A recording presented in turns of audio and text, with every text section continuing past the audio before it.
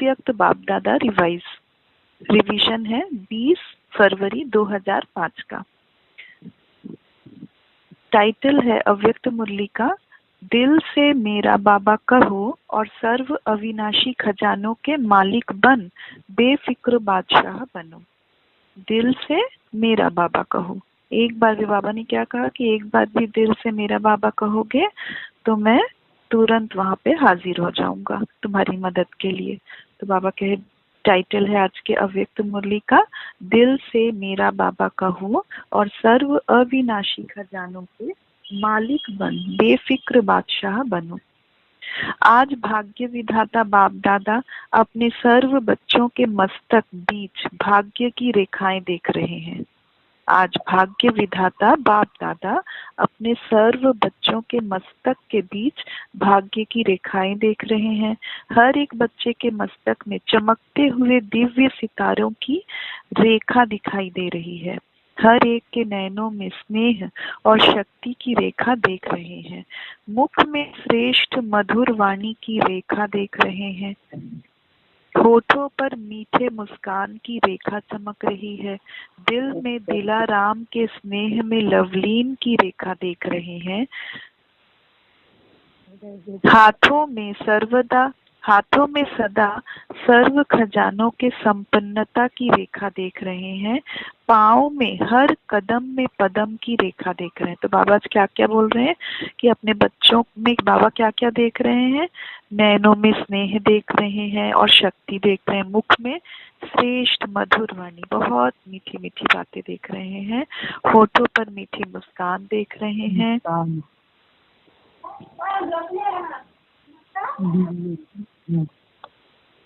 और हाथों में सर्व खजानों के संपन्नता की रेखा।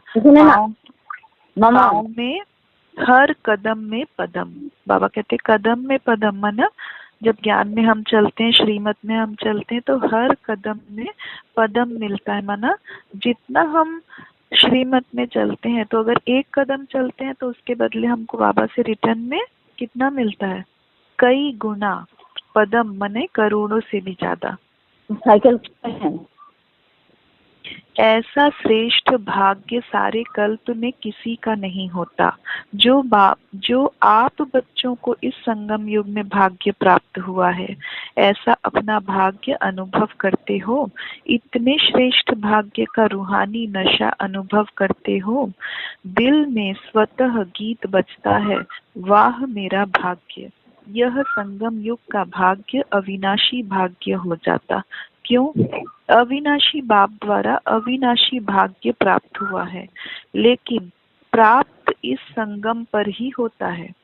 अविनाशी बाप द्वारा अविनाशी भाग्य। अविनाशी बाप माना ये पिता जो है, बाकी पिता तो हमारे हर बार बदलते रहेंगे। एक शरीर छोड़ा तो फिर दूसरे पिता, फिर वो शरीर छोड़ा तो फिर दूसरे पिता।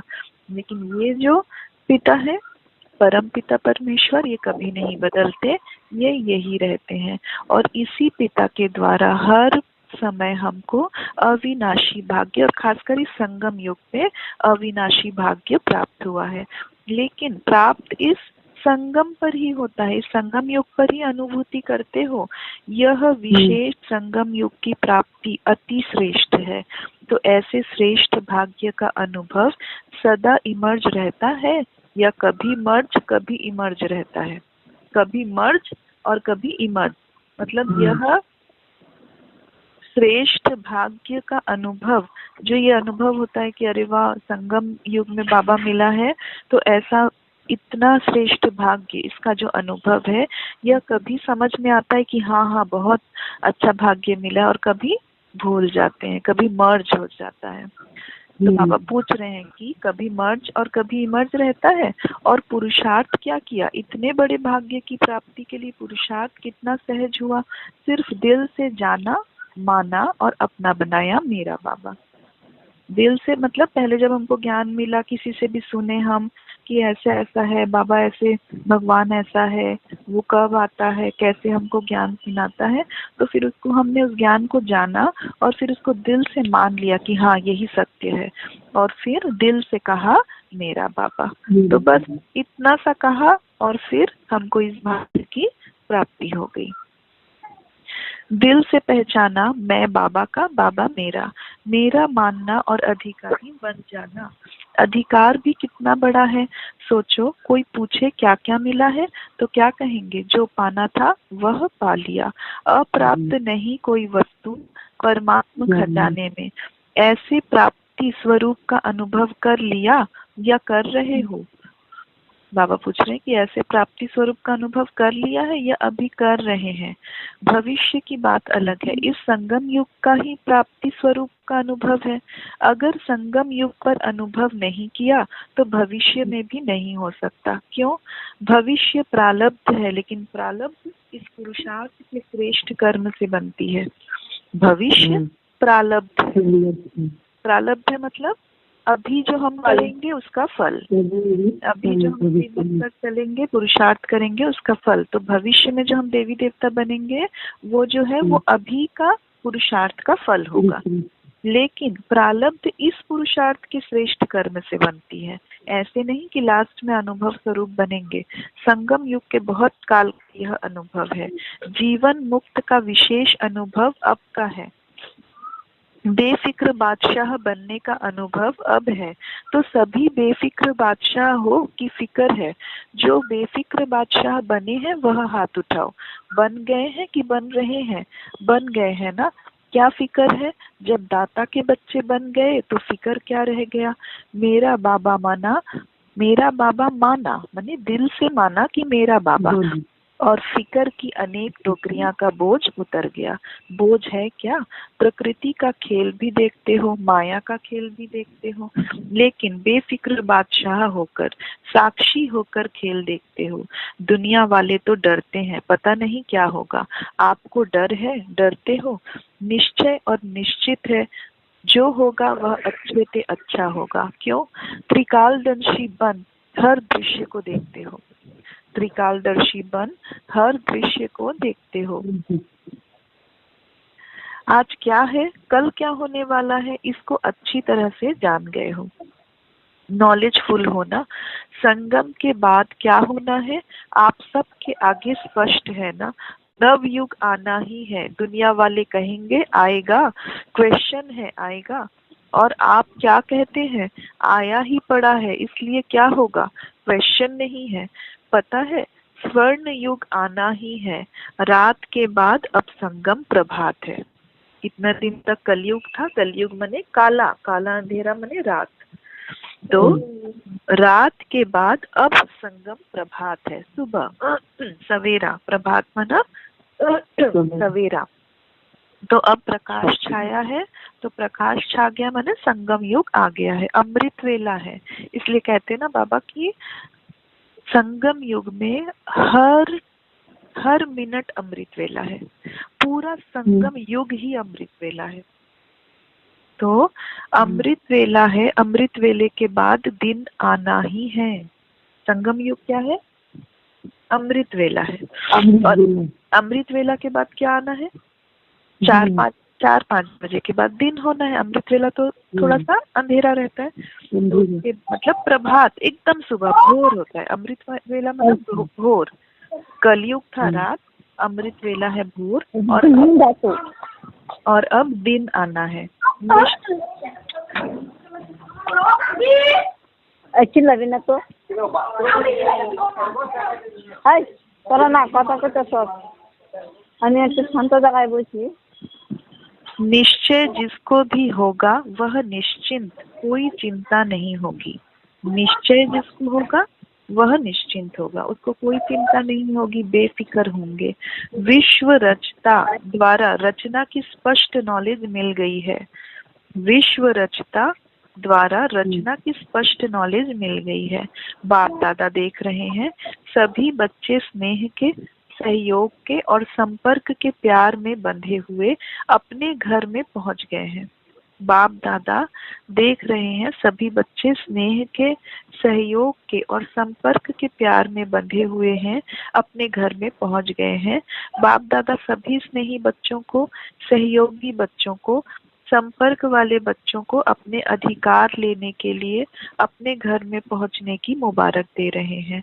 मुबारक हो, मुबारक हो। बाप दादा का प्यार बच्चों से ज्यादा है, वह बच्चों का बाप दादा से ज्यादा है। किसका है, आपका या बाप का? बाप कहते बच्चों का ज्यादा है। देखो, बच्चों का प्यार है तब तो कहाँ कहाँ से पहुंच गए हैं ना, कितने देशों से आए हैं, 50 देशों से आए हैं। लेकिन सबसे दूर से दूर कौन आया है, बताओ कौन आया है? बाबा, शिव बाबा। शिव बाबा। अमेरिका वाले दूर से आए हैं, आप भी दूर से आए हैं, लेकिन बाप दादा तो परम धाम से आया है। उसकी भेंट में अमेरिका क्या है? अमेरिका दूर है या परम धाम दूर है? सबसे दूरदेशी बाप दादा है। बच्चे याद करते हैं और बाप हाजिर हो जाते हैं।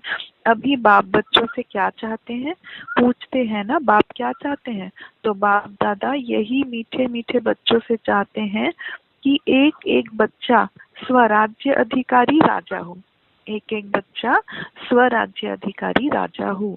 सभी राजा हो, स्वराज्य है, स्व पर राज्य तो है ना।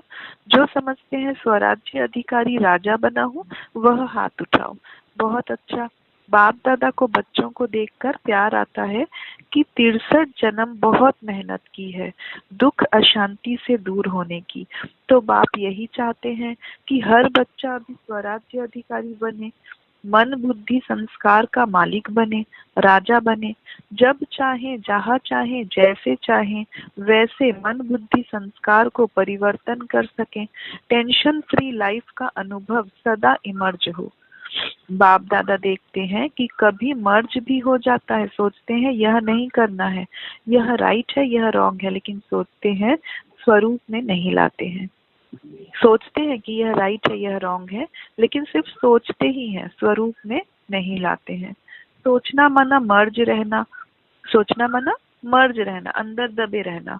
स्वरूप में लाना अर्थात इमर्ज होना, बाहर आना।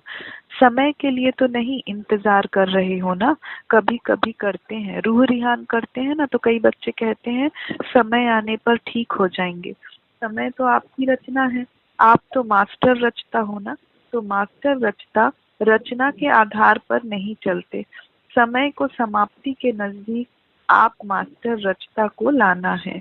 1 सेकंड में मन के मालिक बन मन को ऑर्डर कर सकते हो, कर सकते हो। मन को एकाग्र कर सकते हो।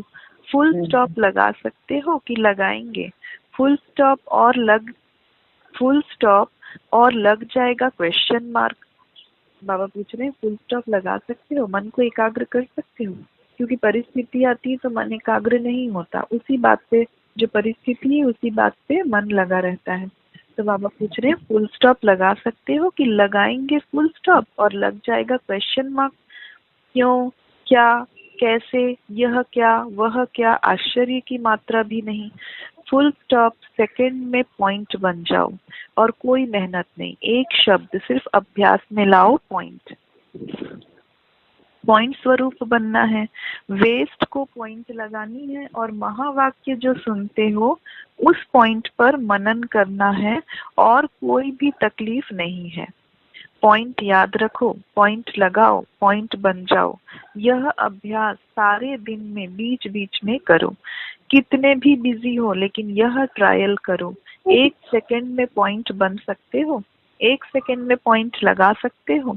जब यह अभ्यास बार बार का होगा, तब ही आने वाले अंतिम समय में फुल पॉइंट ले सकेंगे, पास विद ऑनर बन जाएंगे। यही परमात्म पढ़ाई है, यही परमात्म पालना है। तो जो भी आए हैं, चाहे पहली बारी आने वाले हैं, जो पहली बारी मिलन मनाने के लिए आए हैं वह हाथ उठाओ। बहुत आए हैं, वेलकम।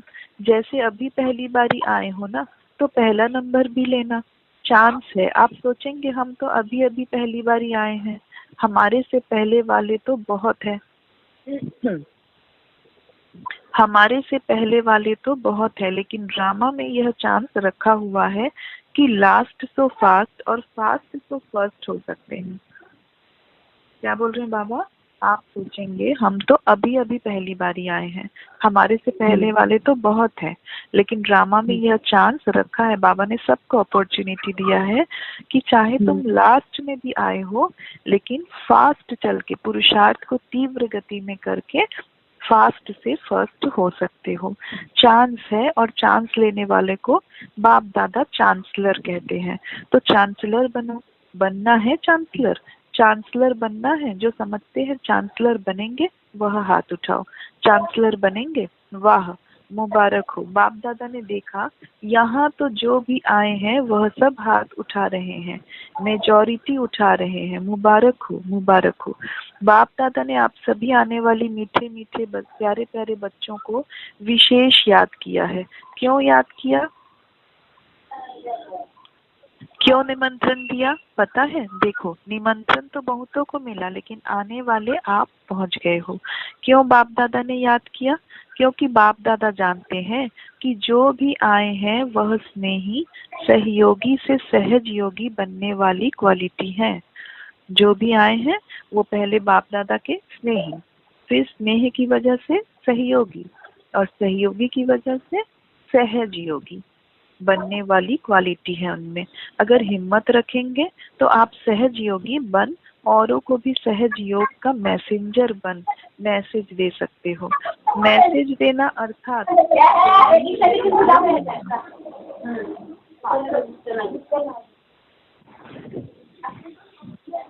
मैसेज देना अर्थात गॉडली मैसेंजर बनना, आत्माओं को दुख अशांति से छुड़ाना।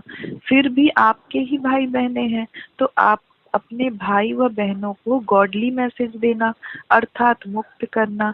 इसकी दुआएं बहुत मिलती है, किसी भी आत्मा को दुख अशांति से छुड़ाने की दुआएं मिलती है, और दुआएं मिलने से अतीन्द्रिय सुख, आंतरिक खुशी की फीलिंग बहुत आती है। क्यों? क्योंकि खुशी बांटी ना तो खुशी बांटने से खुशी बढ़ती है, क्योंकि खुशी बांटी ना तो खुशी बांटने से खुशी बढ़ती है। सभी खुश हो? विशेष बाप दादा मेहमानों से नहीं अधिकारियों से पूछते हैं। अपने को मेहमान नहीं समझते, अधिकारी हैं। तो सभी खुश हैं? हाँ, अपने आने वालों से पूछते हैं। कहने में आता है मेहमान, लेकिन मेहमान नहीं हो, महान बनाने वाले हो। तो पूछो खुश हैं? खुश हैं तो हाथ हिलाओ। सभी खुश हैं। अभी जाकर के क्या करेंगे? खुशी बांटेंगे ना। सबको खूब खुशी बांटना, जितनी बांटेंगे उतनी बढ़ेगी। ठीक है? अच्छा, खूब ताली बजाओ। सभी ने खूब तालियां बजाई। जैसे अभी ताली बजाई ऐसे सदा खुशी की तालियां ऑटोमेटिक बजती रहे। अच्छा, बाप दादा सदा टीचर्स को कहते हैं, टीचर्स अर्थात जिसके फीचर्स से फ्यूचर दिखाई दे। ऐसी टीचर्स हो ना, आपको देखकर स्वर्ग के सुख की फीलिंग आए, शांति की अनुभूति हो, चलते फिरते फरिश्ते दिखाई दें। ऐसी टीचर्स हो ना। अच्छा है, चाहे प्रवृत्ति में रहने वाले हैं, चाहे सेवा के निमित्त बने हुए हैं, लेकिन सभी बाप दादा समान बनने वाले निश्चय बुद्धि विजयी हैं। अच्छा, चारों ओर के चाहे साकार रूप में सामने हैं, चाहे दूर बैठे भी दिल के नजदीक हैं। चारों ओर के चाहे साकार रूप में सामने हैं, चाहे दूर बैठे, मतलब वहां पे जब मुरली चल रही थी तब जो लोग सामने थे, चाहे दूर बैठे भी दिल के नजदीक हैं। ऐसे सदा श्रेष्ठ भाग्यवान आत्माओं को सदा निमित्त बन निर्माण का कार्य सफल करने वाले विशेष आत्माओं को सदा बाप के समान बनने के उमंग उत्साह में आगे बढ़ने वाले हिम्मतवान बच्चों को सदा हर कदम में पद्मों की कमाई जमा करने वाले बहुत बहुत वर्ल्ड में पद्म गुना धनवान भरपूर आत्माओं को बाप दादा का याद प्यार और नमस्ते।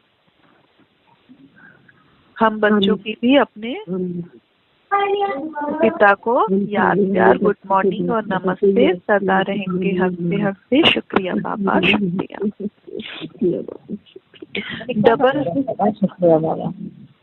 डबल विदेशी निमित्त बड़ी बहनों से अच्छा सर्विस का सबूत दे रहे हैं, इससे ही आवाज फैलेगा। अनुभव सुनाने से औरों का भी अनुभव बढ़ता है। तो बाप दादा खुश हैं। फॉरेन की सेवा में निमित्त बनने वाले अच्छे उमंग उत्साह से सेवा में बिजी रहते हैं। गए देश से हैं लेकिन विदेश वालों की सेवा ऐसे ही निमित्त बन के कर रहे हैं जैसे वहाँ के ही हैं। अपनेपन की भासना देते हैं और सब तरफ के हैं, एक तरफ के नहीं हैं, लंदन के या अमेरिका के नहीं, बेहद सेवाधारी हैं। जिम्मेवारी तो विश्व की है ना, तो बाप दादा मुबारक दे रहे हैं। कर रहे हो आगे और अच्छे ते अच्छे उड़ते और उड़ाते रहेंगे। अच्छा, पर्सनल मुलाकात। सभी होली और हैप्पी हंस हो। हंस का काम क्या होता है? हंस में निर्णय शक्ति बहुत होती है, तो आप भी होली हैप्पी हंस व्यर्थ को समाप्त करने वाले और समर्थ बनाने वाले हो। सभी ever happy, ever ever happy. अभी कभी दुख को आने नहीं देना। दुख को डाइवोर्स दे दिया तभी तो दूसरों का दुख निवारण करेंगे ना। तो सुखी रहना है और सुख देना है, यह काम करेंगे ना। यहाँ से जो सुख मिला है वह जमा रखना। कभी भी कुछ भी हो ना बाबा, मीठा बाबा, दुख ले लो, अपने पास नहीं रखना। खराब चीज रखी जाती है क्या? तो दुख खराब है ना, तो दुख निकाल दो, सुखी रहो। तो यह है सुखी ग्रुप और सुखदाई ग्रुप। चलते फिरते सुख देते रहो, कितना आपको दुआएं मिलेंगी। तो यह ग्रुप ब्लेसिंग के पात्र हैं। तो सभी खुश है ना? अभी मुस्कुराओ, बस मुस्कुराते रहना, खुशी में नाचो। अच्छा, वरदान। याद और सेवा के बैलेंस द्वारा चढ़ती कला का अनुभव करने वाले राज्य अधिकारी भव। याद और सेवा के बैलेंस द्वारा चढ़ती कला का अनुभव करने वाले राज्य अधिकारी भव। याद और सेवा का बैलेंस है तो हर कदम में चढ़ती कला का अनुभव करते रहेंगे। हर संकल्प में सेवा हो तो व्यर्थ से टूट जाएंगे। हर संकल्प में सेवा, दृष्टि में सेवा, बोल में सेवा, संकल्प में सेवा, हर चीज में सेवा। सेवा जीवन का एक अंग बन जाए। जैसे शरीर में सब अंग जरूरी है, वैसे ब्राह्मण जीवन का विशेष अंग सेवा है। बहुत सेवा का चांस मिलना, स्थान मिलना, संग मिलना, यह भी भाग्य की निशानी है। ऐसे सेवा का गोल्डन चांस लेने वाले ही राज्य अधिकारी बनते हैं। स्लोगन। परमात्मा प्यार की पालना का स्वरूप है सहज योगी जीवन। अव्यक्त इशारे। रूहानी रॉयल्टी और प्योरिटी की पर्सनालिटी धारण करो। पवित्रता आप ब्राह्मणों का सबसे बड़े से बड़ा श्रृंगार है। संपूर्ण पवित्रता आपके जीवन की सबसे बड़े से बड़ी रॉयल्टी और पर्सनालिटी है। इसे धारण कर एवर रेडी बनो तो प्रकृति अपना काम शुरू करे। प्योरिटी की पर्सनालिटी से संपन्न रॉयल आत्माओं को सभ्यता की देवी कहा जाता है। प्योरिटी की पर्सनालिटी से संपन्न रॉयल आत्माओं को सभ्यता की देवी कहा जाता है। ओम शांति। ओम